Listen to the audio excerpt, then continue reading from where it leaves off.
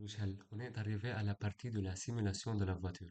On va faire la simulation de la voiture suivant différentes approches. On va commencer par l'approche directe. L'approche directe, on a écrit les formules x1, x2 et x3 simplement et on a représenté la voiture avec la couleur vert. Ensuite, pour la simulation de l'heure, on a transformé l'équation de x1, x2 et x3 suivant la forme de l'heure qui est x de t plus x de t plus dt est égal à x de t plus dt fois f de x de t virgule u de t. On l'a représenté par ce code-là. Et le voilà, le code.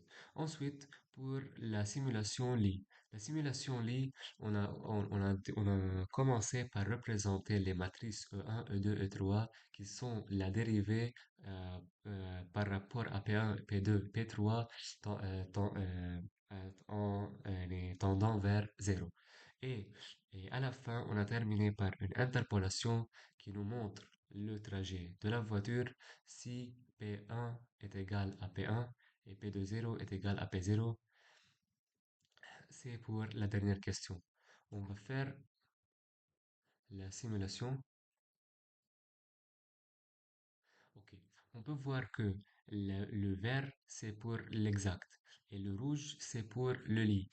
Lit et exact sont à peu près les mêmes. C'est pour cela, dans notre code, on a fait un peu un changement pour la simulation lit de 0,5 à 0,6 pour qu'on puisse remarquer la différence entre les deux.